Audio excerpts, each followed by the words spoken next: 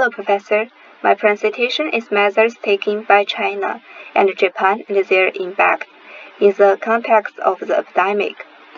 First part is epidemic policy in China, focusing national resources on large-scale medical treatment, adhere to the dynamic currents of COVID-19 and adopt scientific prevention and control, increase financial subsidies and focus on helping SMEs, build a community of human health together.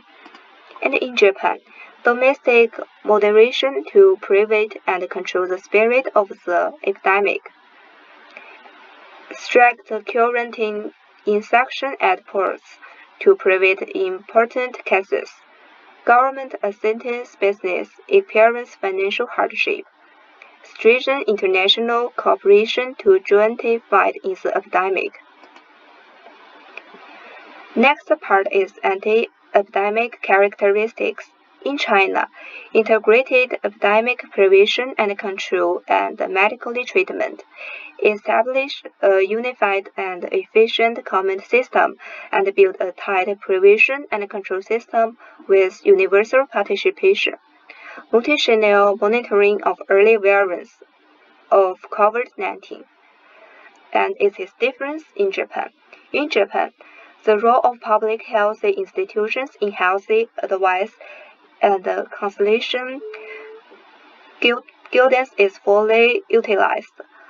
Make every effort to maintain social and economic order while taking the necessary control measures.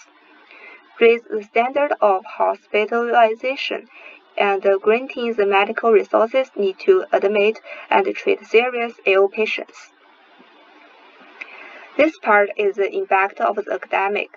First, in China, due to the general environment of epidemic, people's tourism consumption has contracted, and some tourism companies and scenic sports have started to lay out staff to ease their business difficulties.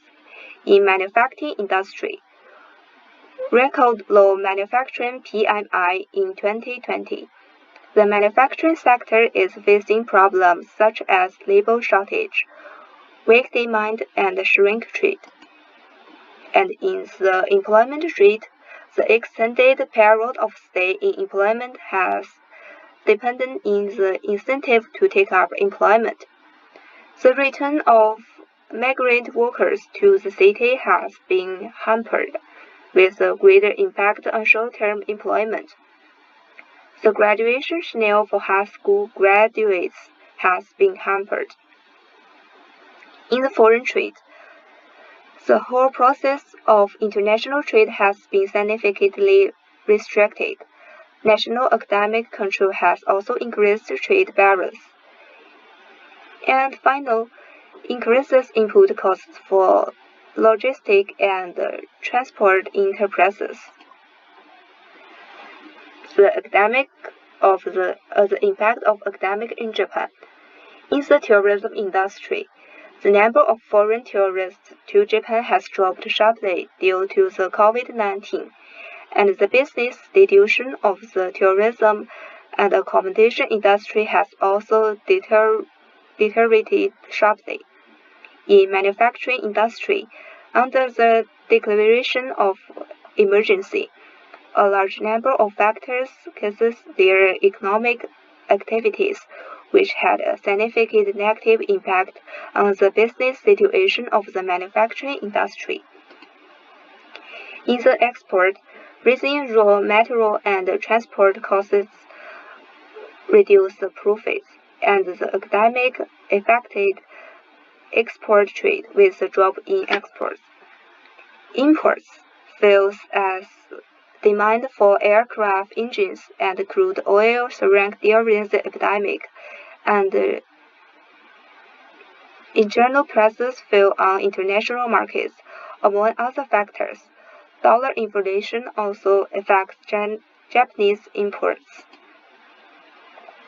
This part is the economic recovery. First, in China, industrial production continued to grow with accelerated growth in high technology manufacturing.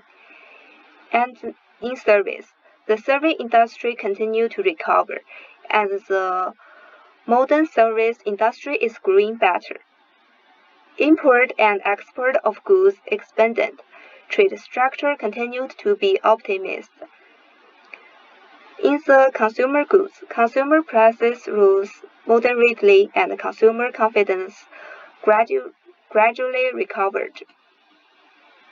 And in Japan, manufacturing confidence rises as supply chain bottlenecks ease. Second, service sector consumption continues to recover and driven economic development, raising inflation weighs on economic growth, accompanied by sharp depreciation of the yen. External trade deficit surges due to depreciation of the yen. This is my presentation. Thanks for listening.